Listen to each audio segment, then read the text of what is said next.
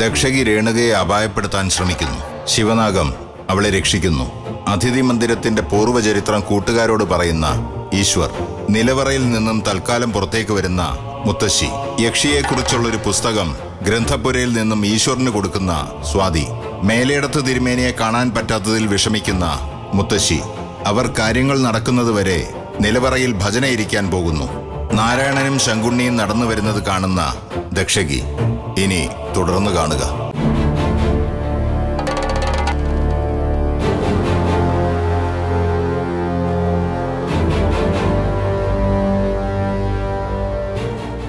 മുത്തശ്ശ, മേലെടുത്ത കാണാൻ പറ്റില്ല, അതുകൊണ്ട് മടങ്ങി പോന്നു. അതെന്താ? മേലേടം മടങ്ങിയെത്തിയില്ലേ? ഇല്ല മോളെ, ഈ യാത്രയ്ക്ക് ഫലമില്ലാന്ന് മനസ്സിൽ തോന്നി. പിന്നെ അവിടെ തങ്ങിയതുകൊണ്ട് എന്താ പ്രയോജനം? ഈ യാത്രയിൽ മേലെടുത്ത് കാണാൻ കഴിയില്ല, അത്ര തന്നെ. അപ്പോ മേലെടുത്ത് തിരുമേനെ കാണാൻ തന്നെ തീരുമാനിച്ചോ? മേലിടം വരട്ടെ, അപ്പൊ പോയി കാണാം. ഇനി ഈ യാത്രക്ക് ഈ വിധം ബുദ്ധിമുട്ട് വരാൻ പാടില്ലല്ലോ. നല്ല നിമിത്തം നോക്കി തന്നെ പോണം. ഉദ്ദിഷ്ട കാര്യത്തിനായി പോയ യാത്രയല്ലേ മുടങ്ങിയിരിക്കുന്നത്. ആ സ്ഥിതിക്ക് വീണ്ടും അതേ കാര്യത്തിന് മറ്റൊരു ദിവസം പോകുന്നത് ഉചിതമാണോ? മേലേടത്ത് തിരുമേനി ഇവിടുത്തെ കാര്യങ്ങൾക്കായി ഇങ്ങോട്ട് വരാറുണ്ടല്ലോ. എന്നിട്ടെന്താ മുത്തശ്ശൻ മേലേടത്തെ അങ്ങോട്ട് പോയി കാണാൻ ശ്രമിക്കുന്നത്? അതിന് ചില കാരണങ്ങളുണ്ടെന്ന് വിചാരിച്ചോളൂ. എന്ത് കാരണം? എല്ലാം എനിക്കിപ്പോ നിന്നോട് പറയാൻ പറ്റില്ല. മേലെടുത്ത പ്രശ്നവിധി കൂടി അറിയട്ടെ. ഇവിടുത്തെ ഒരു സന്തതിയല്ലേ നാഗത്തെ കൊന്നിരിക്കുന്നത്. മഹാപാപമാണ് ചെയ്തിരിക്കുന്നത്. ഉണ്ണിയേട്ടൻ അങ്ങനെ ചെയ്യുമെന്ന് എനിക്ക് തോന്നണില്ല മുത്തശ്ശ. കല്യാണി, ഇക്കാര്യത്തിൽ നിനക്കെന്താ എത്ര നിശ്ചയം? ഉണ്ണി നമ്പൂരി എന്താ ചെയ്യണേന്ന് നോക്കി നീ പിന്നാലെ നടക്കുക. ഇവൾ അങ്ങനെയൊന്നും ഉദ്ദേശിച്ചല്ല പറഞ്ഞത്. ഉണ്ണിയേട്ടൻ ചെയ്തിട്ടില്ല എന്ന് തീർത്ത് പറഞ്ഞുകൊണ്ട് എനിക്കും അങ്ങനെ തോന്നിയിട്ടുണ്ട്. എന്നാ പിന്നെ നാഗ എങ്ങനെ കൊല്ലപ്പെട്ടു നിനക്കറിയോ? കൊല്ലപ്പെട്ടതിനൊരു കാരണം പറയാ. അല്ലെങ്കിൽ കാണാം, മേലേടം തന്നെ കണ്ടെത്തട്ടെ. അതിനുവേണ്ടി ആ മേലെടുത്ത് കാണാൻ പോയതും ഇനി പോവാൻ തീരുമാനിച്ചിരിക്കുന്നതും. പ്രശ്നവിധി ഉണ്ണി നമ്പൂരിക്ക് പ്രതികൂലമായാൽ ദേവി എന്താ ചെയ്യ? എന്തോ എനിക്കങ്ങനെ തോന്നുന്നില്ല. എനിക്കും തോന്നണില്ല. ഈ കാര്യത്തിൽ നിങ്ങൾ രണ്ടുപേരും എന്തിനാ ആ നിഷേധിയായ ഉണ്ണി അനുകൂലിക്കുന്നത്? അവൻ കള്ളത്തരവേ പറയൂ. ഞാനും കുഞ്ഞുകുട്ടി കൂടി ഇല്ലാത്ത സന്ദർഭത്തില് അവനിവിടെ എന്തൊക്കെയാ ചെയ്തു കൂട്ടിയിട്ടുണ്ടാവുക എന്ന് എനിക്ക് നന്നായിട്ട് അറിയാം. അതൊക്കെ ഓർത്തിട്ടാ ഞാൻ തിരികെ വന്നതും. മുത്തശ്ശൻ എന്താ പറയുന്നത്? ഉണ്ണേട്ടൻ ഇവിടെ ഒരു പ്രശ്നം ഉണ്ടാക്കിയിട്ടില്ല. മുത്തശ്ശ, നമുക്ക് ഉണ്ണിയേട്ടനെ തെറ്റുകളിലേക്ക് തള്ളിവിടാൻ വളരെ എളുപ്പമാണ്. പക്ഷെ നല്ല വഴിയിലേക്ക് തെളിച്ചു കൊണ്ടുവരാൻ എത്ര പ്രയാസാണ്. ഉണ്ണിയേട്ടൻ നല്ലവനും വിശ്വാസിയുമായി തീർന്ന മുത്തശ്ശനും മുത്തശ്ശിക്കും അല്ലേ നല്ലത്? ഈ നാഗമടത്ത് മനയുടെ അടുത്ത വലിയ തിരുമേനി ആവേണ്ട ആളല്ലേ ഉണ്ണിയേട്ടൻ. അതായത് മുത്തശ്ശന്റെ സ്ഥാനത്തേക്ക് നാളെ ഒരു നാള് വരണ്ടേ? അവൻ അങ്ങനെയൊന്നും ആയി തീരില്ല രേണു. അവന്റെ മനസ്സ് വായിച്ചവനാ ഞാൻ. അവൻ അങ്ങനെയാകുമെന്ന് നിനക്കെന്താ ഉറപ്പ്? ഉറപ്പുണ്ട് മുത്തശ്ശ. ഉണ്ണിയേട്ടൻ നിഷേധിയും മുൻകോപിയൊക്കെ ആണെങ്കിലും ഉണ്ണിയേട്ടനൊരു പാവമാ. അങ്ങനെ ആയാ നന്ന്.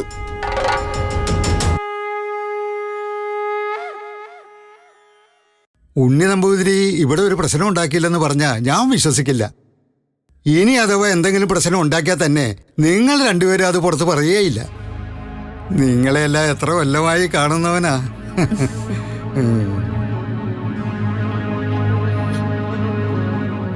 അതെ രേണുടുത്തി, ശങ്കുണ്ണി നാർക്ക് എന്തോ സംശയമുണ്ടല്ലോ. ആ ദേവി വിഗ്രഹത്തിന്റെ കാര്യം അയാൾ അറിഞ്ഞോ? എന്നാ മുത്തശ്ശൻ ഉണ്ണിയേട്ടനെ തല്ലും, അതുറപ്പാ. അങ്ങനെയൊന്നും ഉണ്ടാവില്ല. ഈ കുടുംബത്തില് അങ്ങനെയുള്ള കലഹം ഉണ്ടാവാൻ നാഗദേവി അനുവദിക്കില്ല. ഏതായാലും മുത്തശ്ശൻ മടങ്ങി വന്നതുകൊണ്ട് വൈഷ്ണവി ഹാപ്പി ആയിട്ടുണ്ടാവും അല്ലേ സ്വാതി? പക്ഷെ ഞാൻ ഇവളുടെ ഫോണിൽ നിന്ന് വിളിച്ചിട്ട് അവള് സംസാരിക്കാൻ പോലും കൂട്ടാക്കിയില്ല. ഇന്നലെ നീ തന്നെയല്ലേ പറഞ്ഞത് വൈഷ്ണവി സംസാരിച്ച കാര്യം? പിന്നെ പെട്ടെന്നെന്തോ ഒരു മാറ്റം. എനിക്കൊന്നും അറിയില്ല. ഈശ്വർ, ഈ ഫാമിലിയില് നമ്മളറിയാത്ത എന്തൊക്കെയോ ചില പ്രശ്നങ്ങൾ നടക്കുന്നുണ്ട്. ഈ ഫാമിലിയിൽ എന്ത് പ്രശ്നം? എനിക്കങ്ങനെ തോന്നിയില്ല. നിങ്ങൾക്ക് ആർക്കെങ്കിലും തോന്നിയോ?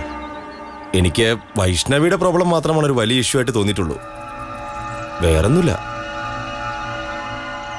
ശരിക്കും ഈ ഫാമിലിയിലെ സ്റ്റാറ്റസിനെ ബാധിക്കുന്ന എന്തൊക്കെയോ ചില പ്രശ്നങ്ങൾ അവിടെ നടക്കുന്നുണ്ട്. സ്വാതി, നീ വൈഷ്ണവിയോട് അതേപറ്റി ചോദിച്ചില്ലേ? ചോദിച്ചപ്പോൾ അവള് തന്നെയാണ് പ്രധാന പ്രശ്നമെന്ന് അവള് പറയുന്നത്. ആ സ്വപ്നത്തിന്റെ കാര്യം പുറത്തു പറയാത്തതാണ് ഈ കുടുംബത്തിലെ എല്ലാ അശുഭകാര്യങ്ങൾക്കും കാരണമെന്നാ അവൾ വിശ്വസിക്കുന്നത്. ഇപ്പോ മുത്തശ്ശൻ പോയിട്ടും കാര്യം നടക്കാതെ മടങ്ങി വന്നതും അവൾക്ക് വല്ലാതെ വിഷമമുണ്ടാക്കിയിട്ടുണ്ട്. പാവം വൈഷ്ണവി, എല്ലാം താൻ കാരണമാണെന്ന ചിന്തയിൽ ടെൻഷൻ അടിച്ചിരിക്കും അവൾ. അളിയ, എനിക്ക് വേറൊരു പ്രശ്നമെന്നാ തോന്നുന്നേ. ഈ മനയിൽ ആരും അറിയാതെ ദക്ഷകിയുടെ പോക്കും വരവും ഉണ്ടോന്ന് എനിക്ക് സംശയമുണ്ട്. തുടങ്ങി അവന്റെ ഒരു ദക്ഷകി പുരാണം. നിങ്ങൾക്ക് ആർക്കൊരു സത്യം പറഞ്ഞാൽ മനസ്സിലാവില്ലേ? എന്തൊരു കഷ്ടമായത്. ആ അതിഥി മന്ദിരത്തിന്റെ കാര്യം പറഞ്ഞപ്പോ ദക്ഷകിയുടെ കഥ കേൾക്കാൻ നിനക്ക് എന്തൊരു ഉത്സാഹമായിരുന്നു. എന്നാ നമുക്ക് വീട്ടിലേക്ക് പോയാലോ? പോവാം, വാടാ. എന്താ നീ വരുന്നില്ലേ? അവനടുത്ത ചിന്ത ഉണ്ടായിട്ടുണ്ടാവും. കാവിൽ കയറി ആ നാഗപ്പുറ്റി കാണണം, അതിൽ ആ നാഗമാണിക്ക് ഉണ്ടോന്നറിയണം. ഞാൻ അതിനെപ്പറ്റിയൊന്നും അല്ല ആലോചിച്ചത്. ആ അതിഥി മന്ദിരമില്ലേ, അതിനെക്കുറിച്ചാ. അപ്പൊ അളിയൻ ദക്ഷകിയെ കുറിച്ചും ആലോചിച്ച് കാണുമല്ലേ? മിണ്ടാതെ നിന്നോളണം. എടാ ഈശ്വർ, നീ ഇപ്പൊ എന്തിനാ ആ അതിഥി മന്ദിരത്തെ പറ്റി ആലോചിക്കുന്നേ? ആ മന്ദിരം കാണാനുള്ളൊരു കൗതുകമാണ്, വേറൊന്നുമല്ല. ഇവിടുന്ന് കുറച്ചു ദൂരം നടന്ന അവിടെ എത്താമെന്നാ രേണുവേട്ടത്തി പറഞ്ഞത്. നമുക്ക് ആ കെട്ടിടം വരെ ഒന്ന് പോയാലോ? എടാ, വെറുതെ അവിടെ പോയി ഏതെങ്കിലും പാമ്പിന്റെ കടി ചോദിച്ചു വാങ്ങണോ? അളിയ, എനിക്കൊരു കാര്യം പറയാനുണ്ട്. ദക്ഷകി എവിടെയുണ്ട്? പോണ്ടാന്നല്ലേ? അത് നീ പറയണ്ട, ഞാൻ പറഞ്ഞോളാം. എന്തായാലും നമുക്ക് അവിടെ വരെ ഒന്ന് പോയിട്ട് വരാം. പോയിട്ട് വരാൻ കഴിയുമെന്ന് അവിടെ എത്തിയിട്ട് പറഞ്ഞാ പോരെ അളിയ? ഈ പട്ടാപ്പകല് സമയത്ത് അവിടെ പോവാൻ നിങ്ങൾക്ക് എന്താ ഇത്ര പേടി? ഞാനില്ലേ കൂടെ. അതാ ഞങ്ങളുടെ ഏറ്റവും വലിയ പേടി. കൊത്താൻ വരുന്ന പാമ്പിന്റെ മുഖത്തെ ഭാവം അളിയൻ ബുക്ക് വായിച്ചു പഠിച്ചിട്ടുണ്ട്. പക്ഷെ പാമ്പോ ഞങ്ങളോ അത് പഠിച്ചിട്ടില്ലല്ലോ. എടാ, ഇവന്റെ ഒരു ആഗ്രഹമല്ലേ, നമുക്കൊന്ന് പോയിട്ട് വരാം. നീയോ അവന്റെ സൈഡല്ലേ? ഒന്ന് പോവാടാ. അപ്പൊ പിന്നെ പോവല്ലേ? അങ്ങനെയാണെങ്കിൽ നമുക്ക് വൈഷ്ണവി കൂടി വിളിക്കാം. സ്വാതി, നീ പോയി അവളെ വിളിച്ചോണ്ട് വാ, ഞങ്ങളിവിടെ വെയിറ്റ് ചെയ്യാം. ഓഹോ, നീ ആള് കൊള്ളാലോ. വൈഷ്ണവിയും കൂടെ തന്നെ കൊണ്ടുപോണല്ലേ? വിളിച്ചാലും അവൾ ഇപ്പൊ വരില്ല രാഹുൽ. അവൾ അറിഞ്ഞാ സമ്മതിക്കേയില്ല. അതീ നാഗമെടുത്തുകാർ പോവാത്ത സ്ഥലമെന്ന് അവള് പറയുന്നത്. നിങ്ങൾ വാ, നമുക്ക് അതിഥി മന്ദിരം ഒന്ന് നേരിട്ട് കണ്ടു നോക്കാം. എന്തെങ്കിലും പുതിയൊരു സംഗതി കിട്ടാതിരിക്കില്ല. വാ. പലതും കിട്ടും. ആ സ്ഥലത്തേക്ക് വരുന്ന ആർക്കും കൂട്ടത്തിൽ ഒഴിച്ചുകൂടാത്തതായി ഒന്നുകൂടി കിട്ടും: മരണം. നിങ്ങൾ പോകുന്നത് ആപത്തിന്റെ വഴിയിലേക്കാണ്. നിങ്ങൾ അവിടെ വരണം. അതെന്റെയും കൂടി ആവശ്യമായിരിക്കുന്നു.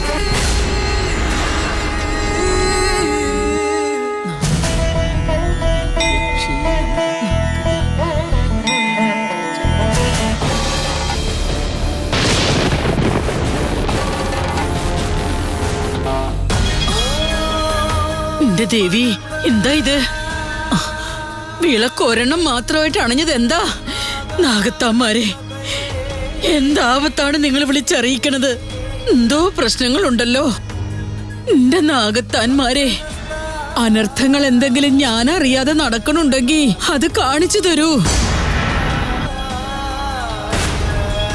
ഈ ഇല്ലത്തെ മറച്ചിരിക്കുന്ന കറുപ്പ് എന്താണെന്ന് കാണിച്ചു തരൂ. ആരെങ്കിലും ഞങ്ങളുടെ കുലത്തിൽ മനസ്സാ വാച കർമ്മണ തെറ്റ് ചെയ്യുന്നെങ്കിൽ ആ വ്യക്തിയെ പറ്റി സൂചന തന്ന് എന്നെ അനുഗ്രഹിക്കൂ. എന്റെ ദേവി, ഈ വിളക്ക് കെട്ടതിന്റെ പിന്നിൽ എന്തോ അശ്ലീകരമായ പ്രവൃത്തികളുണ്ട്. ആരോ നാഗത്താന്മാരുടെ സ്വസ്ഥതയ്ക്ക് ഭംഗം വരുത്തുന്ന തരത്തിൽ എന്തെങ്കിലും പ്രവൃത്തികൾ ചെയ്യുന്നുണ്ട്. നാഗകോപം ഇരന്നു വാങ്ങാൻ ആരോ പരിശ്രമിക്കുന്നുണ്ട്. എന്റെ ദേവി, ശങ്കുണ്ണിയേ, ശങ്കുണ്ണി. എന്തേ?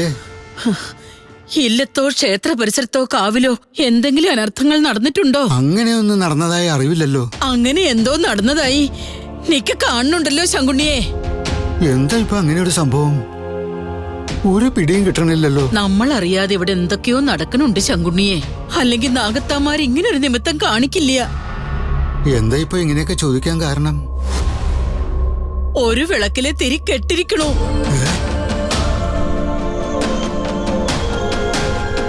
ഒരു വിളക്ക് മാത്രമായി കെട്ടുപോയോ? എന്റെ നാഗദേവി, അശുഭ ലക്ഷണമാണല്ലോ. എന്തോ അനർത്ഥങ്ങൾ നടക്കണുണ്ട്. ഒന്നും നടന്നതായി അറിവില്ല. എങ്കി ഇനി മുതൽ അറിവുണ്ടാകണം ശങ്കുണ്ണിയെ.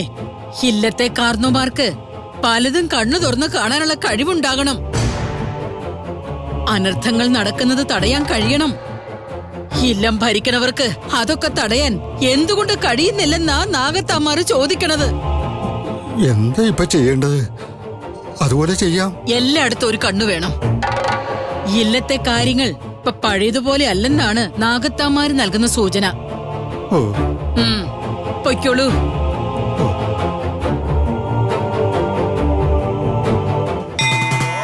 നാഗത്താമാരെ, നാഗമടത്തുകാർക്ക് പിന്നാലെ ആപത്ത് സഞ്ചരിക്കുന്നുണ്ടെങ്കിൽ അതെന്താണെന്നൊന്ന് അറിയിക്കൂ. അതിന്ന് ഇവിടുത്തെ മനുഷ്യരെ കാത്തു രക്ഷിക്കൂ.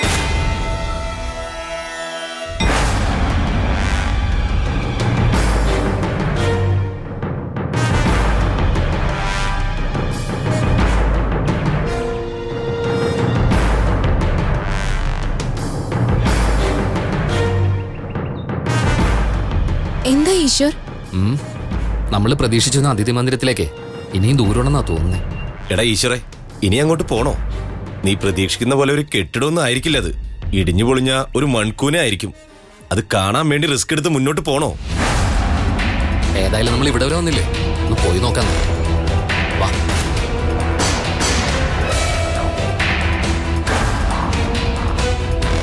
കുട്ടികളെ,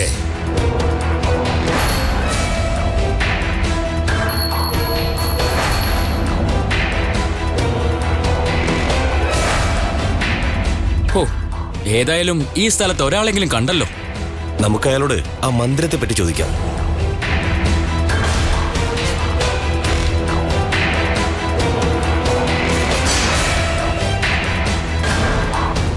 നിങ്ങൾ എങ്ങോട്ട് പോകാനാണ് ഈ വഴി വന്നത്? അപ്പൂപ്പ, ഈ വഴി പോയാ എവിടെത്തും? ഈ വഴി പോയാൽ ഒരേ ഒരു സ്ഥലമേ ഉള്ളൂ. അത് അതിഥി മന്ദിരമാണ്. ഇനി അങ്ങോട്ട് വഴിയില്ല. അപ്പൂപ്പ, സത്യം പറഞ്ഞാൽ ഞങ്ങൾ ആ അതിഥി മന്ദിരത്തിലേക്ക് പോകാനായിട്ടാ വന്നത്. അതിഥി മന്ദിരത്തിലേക്കോ? അതെ, ആ മന്ദിരം വെറുതെ ഒന്ന് കാണാനാ. അങ്ങോട്ടെത്താൻ കുറെ ദൂരമുണ്ടോ? ദൂരം അധികമില്ല. പക്ഷേ നിങ്ങൾ നടന്നാൽ അവിടെ എത്തില്ലല്ലോ. അതെന്താ? അങ്ങോട്ട് നിങ്ങളെ വിടാൻ ഞാൻ ഉദ്ദേശിക്കുന്നില്ല. ഞങ്ങളങ്ങോട്ട് പോകുന്നതിന് അപ്പൂപ്പനെന്താ പ്രശ്നം? പ്രശ്നമുണ്ട്. ഞാനാണ് അതിന്റെ ഇപ്പോഴത്തെ കാവൽക്കാരൻ. ആ മന്ദിരത്തിലേക്ക് പോകാൻ പറ്റില്ല. തിരിച്ചു പോ. ഞങ്ങൾ നാഗമടത്ത് മനയിൽ വന്നവരാ. അതിഥി മന്ദിരം കണ്ടിട്ട് പോയിക്കോളാം. നാഗമടത്തുകാർക്കൊന്നും ഇവിടേക്ക് പ്രവേശനമില്ല. ഇത് വേറെ സ്ഥലമാ. നിങ്ങൾ പോകാൻ നോക്ക്. പോ. അപ്പൂപ്പ, ഞങ്ങൾ മന്ദിരത്തിനകത്തേക്കൊന്നും കയറില്ല. ഞങ്ങൾ പുറത്തുനിന്ന് ഫോട്ടോസ് എടുത്തിട്ട് പോയിക്കോളാം. പ്ലീസ്, ഞങ്ങളെ ഒന്ന് പോകാൻ അനുവദിക്കണം. സാധ്യമല്ല. തിരിച്ചു പോ.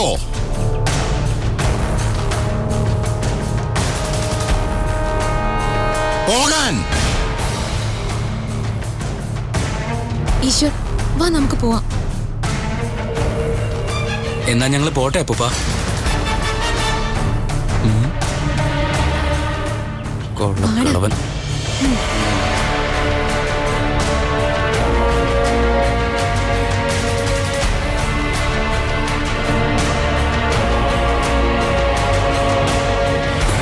അയ്യോ,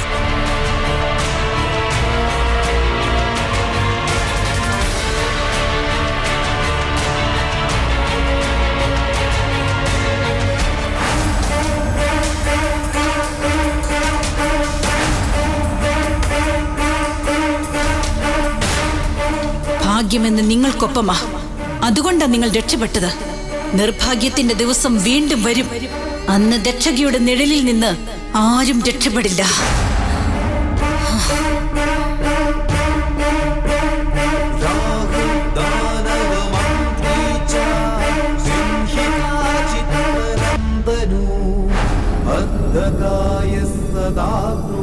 ഈശ്വർ, ആ അതിഥി മന്ദിരത്തെ പറ്റിയുള്ള ചിന്ത നീ ഉപേക്ഷിച്ചേക്ക്. ഈ മനയിലുള്ളവർക്ക് യാതൊരു അധികാരവും ഇല്ലാത്ത സ്ഥലത്ത് നമ്മൾ പോവാനേ പാടില്ലായിരുന്നു. ഞാനും ആദ്യം അത് പറഞ്ഞതാ. എന്നാലും ഞാൻ ഉദ്ദേശിച്ചൊരു കാര്യം ശരിയാണെന്ന് അറിയാനാ കൂടെ വന്നത്. നീ ഉദ്ദേശിച്ച കാര്യം എനിക്കറിയാം. അത് നിന്റെ മനസ്സിൽ തന്നെ സൂക്ഷിച്ചാ മതി, പുറത്തു പറയണ്ട. ഈശ്വർ, കളയടാ അതൊക്കെ. അല്ലെങ്കിൽ തന്നെ ആ സ്ഥലം കണ്ടപ്പോ എനിക്ക് എന്തോ പോലെ തോന്നി. അത് വൈഷ്ണവി കൂടുതലാത്തോണ്ടുള്ള ഫീലിംഗ് ആയിരിക്കും. രാഹുലേ, നീ പറഞ്ഞത് ശരി തന്നെ. ആ സ്ഥലത്തെത്തിയപ്പോ എനിക്കും എന്തോ ചിലത് ഫീൽ ചെയ്തു.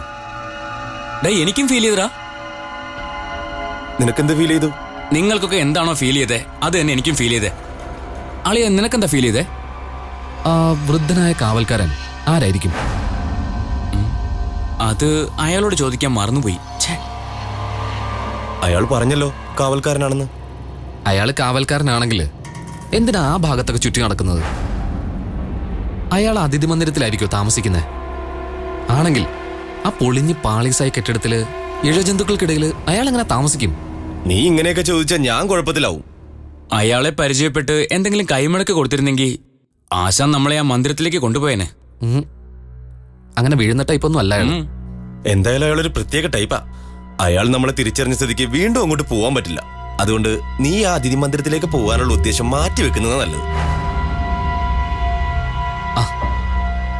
എന്താ എല്ലാരും വഴക്കാണോ?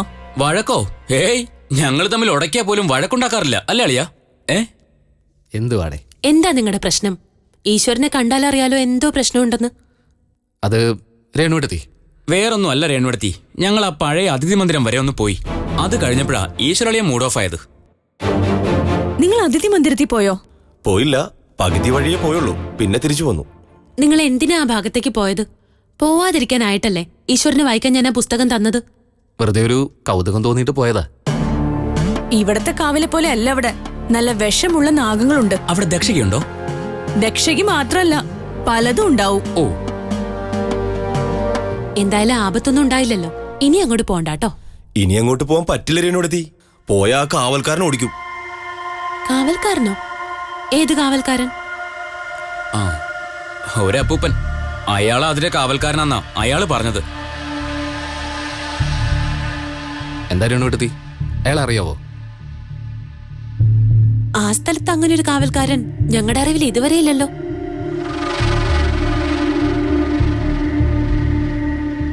ഇല്ലാത്ത കാവൽക്കാരൻ അവിടെ എങ്ങനെ വന്നു? അയാളെ നിങ്ങൾ കണ്ടതാണല്ലോ. അങ്ങനെ ഒരാളില്ലെന്ന് പറഞ്ഞാ എങ്ങനെ വിശ്വസിക്കും? ഇനി സംശയം ഉണ്ടെങ്കിൽ ഞാൻ ഇപ്പൊ തീർത്തു തരാം. എന്റെ ഈ ഫോണില് ഞാൻ അയാളുടെ ഫോട്ടോ എടുത്തിട്ടുണ്ട്. നോക്കട്ടെ. ഇപ്പൊ കാണിക്കാം. വേഗം കാണിക്കടാ. നിക്കടാ.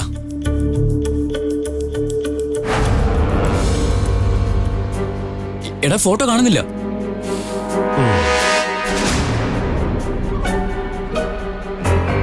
അളിയ, ഫോട്ടോ ഞാൻ ഇതിൽ എടുത്തതാ, പക്ഷെ ഇപ്പൊ കാണുന്നില്ല.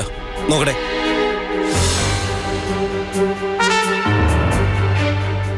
ഇതിലാ വൃദ്ധം പോയിട്ട് അയാളുടെ വടി പോലുമില്ല. ഫോട്ടോ എന്താ കിട്ടാതെ പോയത്? ഫോട്ടോ എടുത്താലല്ലേ കിട്ടൂ. ഞാൻ എടുത്തതാ, പിന്നെന്താ സംഭവിച്ചെന്ന് എനിക്കറിയില്ല. മൊബൈൽ ഫോണിൽ ഒരു ഫോട്ടോ പോലും നേരെ ചൊവ്വ എടുക്കാറിയാത്ത നിന്നെ ഞാൻ എന്താടാ പറയേണ്ടത്? നിങ്ങൾ അതോർത്തിനെ ടെൻഷൻ അടിക്കണ്ട. ചിലപ്പോ ഈയിടെ അതിന്റെ ട്രസ്റ്റിലുള്ളവർ കാവലിനായി ആരെങ്കിലും നിയമിച്ചതാവും. വാ കല്യാണി. ഈശ്വരളിയ, ആ വൃദ്ധൻ എന്തോ ഒരു ശക്തിയുണ്ട്. അല്ലെങ്കിൽ പിന്നെ ഞാൻ ക്ലിക്ക് ചെയ്ത ഫോട്ടോ എന്താ കിട്ടാതിരുന്നേ? എടാ, ഫോട്ടോ ക്ലിക്ക് ചെയ്താലേ ഫോട്ടോ കിട്ടൂ. എടാ, ഞാൻ എടുത്തത്. നിനക്ക് പറ്റി അബദ്ധം മറയ്ക്കാൻ ആ വൃദ്ധനെ പറ്റി ഓരോന്നൊക്കെ പറഞ്ഞ് വിശ്വസിപ്പിക്കാൻ നോക്കണ്ട. മുമ്പ് ദക്ഷകയായിരുന്നു, ഇനിയിപ്പോ പുതിയ ഐറ്റം ആ വൃദ്ധനായിരിക്കും. വിശ്വസിപ്പിക്കാനുള്ള പരിപാടിയല്ലേ? എന്താണത്? ഇതെന്തോ മറിമായും. അങ്ങനൊരു സംഗതി ഉണ്ടോ? എടാ,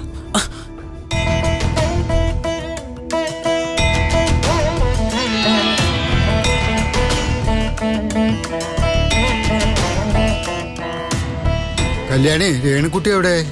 അകത്തുണ്ടാവും. എന്താ ശങ്കുണ്യമാവ? ഒന്നും പറയണ്ട കല്യാണി, ആകെ പ്രശ്നമായിട്ടിരിക്കുക. എന്ത് പ്രശ്നം? തൊഴാൻ വരുന്ന ഭക്തർ പറയുന്ന കാര്യങ്ങളാ എങ്ങനെ ഒഴിഞ്ഞു മാറും? ഞാനാണെങ്കിൽ ഉത്തരം മുട്ടി നിൽക്കുക. എന്റെ നാഗദേവി, ഞാനിപ്പോ എന്താ ചെയ്യുക? എന്തെങ്കിലും ഒരു വഴി കാട്ടിത്തരണേ. ഭക്തരെന്താ പറഞ്ഞത്? നാഗമഠത്തുകാർ എന്നെ നാഗത്തെ തല്ലിക്കൊന്നെന്നാണ് ചർച്ച. ഇത്ര ചർച്ച ചെയ്യാൻ എന്താ ഉള്ളത്? ശങ്കുണ്യമ്മാവന് നല്ല മറുപടി കൊടുത്തുകൂടായിരുന്നു അവർക്ക്. ഭക്തരെ കുറ്റം പറഞ്ഞിട്ട് എന്താ കാര്യം കല്യാണി? ഇവിടെ നടന്ന കാര്യം കാട്ടുതീ പോലെ നാട്ടിൽ വാർത്തയായിട്ടുണ്ട്. എല്ലാവരും ഉണ്ണി നമ്പൂരിയാ പഴിക്കുന്നത്. പാവ ഉണ്ണീട്ടൻ ഒരു തെറ്റും ചെയ്യാതെ വെറുതെ പഴി കേൾക്കുകയല്ലേ. ഉണ്ണി നമ്പൂരിയുടെ സ്വഭാവം ഈ നാട്ടുകാർക്ക് നന്നായി അറിയാം. പിന്നെ ഈ സംഭവം കൂടി ആകുമ്പോ എങ്ങനെ പറയാണ്ടിരിക്കും? ഉണ്ണിയേട്ടന് സമയദോഷ. അങ്ങനെയുള്ള സമയത്ത് ചെയ്യാത്ത കാര്യങ്ങൾക്കെല്ലാം അപവാദം കേൾക്കും. ഞാൻ ആരെയും കുറ്റപ്പെടുത്താൻ വേണ്ടി പറഞ്ഞതല്ല. ഈ മനയിൽ അസ്വസ്ഥതകളും അനിശ്ചിതത്വങ്ങളും കാണുമ്പോൾ വല്ലാത്ത വിഷമം തോന്നുന്നു. പുതിയ പൂജാരിണിയുടെ പടിയേറ്റ് നടക്കണ്ടേ? സ്ത്രീകളാരും ഇതുവരെ ദേവപ്രശ്ന വിധിപ്രകാരമുള്ള സ്വപ്ന ദർശനം കണ്ടിട്ടില്ല. ഇതിങ്ങനെ എത്ര നാൾ തുടരും? എല്ലാത്തിനും നാഗദേവി തന്നെ വഴി കാണിച്ചു തരും. ആ, ശങ്കുണ്ണി നായരെ, നാഗദേവി ഹിതം അതാണെങ്കിൽ ആ കാഴ്ച കണ്ട വ്യക്തി ഈ മനയിൽ വന്ന് വിളിച്ചു പറയും. എനിക്ക് വിശ്വാസമുണ്ട്. ശങ്കുണിയേ, ശങ്കുണി, ഓ നാളെ രാവിലെ ഒരു യാത്ര പുറപ്പെടണം. എങ്ങോട്ടാ മുത്തശ്ശ? മേലേടെ എന്നെ വിളിച്ചിരുന്നു. അപ്പോ മേലയുടെ വില്ലത്ത് മടങ്ങി എത്തുവോ? നന്നായി. മേലേടം പോയ സ്ഥലത്തെ പ്രശ്നങ്ങളെല്ലാം പരിഹരിച്ചു. നാളെ ഇല്ലത്തെത്തുമെന്നാ പറഞ്ഞിരിക്കുന്നത്. അതിരാവിലെ തന്നെ മേലേടത്തെ കാണാൻ പുറപ്പെടണം. ആശ്വാസമായി. ഇനിയെങ്കിലും ഇവിടുത്തെ അനിശ്ചിതത്വത്തിന് പരിഹാരം ഉണ്ടാവുമല്ലോ. ഞാനിപ്പൊ തന്നെ പുറപ്പെടാൻ തയ്യാറായി തിരുവേനി. ഒരു ദിവസം കൂടി അവിടെ തങ്ങിയാ തീരുന്ന പ്രശ്നമായിരുന്നു. ഇനി എത്ര ദൂരം മുത്തശ്ശൻ യാത്ര ചെയ്യണം? മുത്തശ്ശന് സുഖമില്ലാത്തതല്ലേ? അതൊക്കെ നോക്കിയ നാഗമഠത്തെ കാര്യങ്ങൾ നടക്കുവോ? ശങ്കുണിയെ, ഇപ്പോൾ തന്നെ യാത്രയ്ക്കുള്ള ഒരുക്കങ്ങൾ ചെയ്യാ. ഓ, എന്നാ ശരി.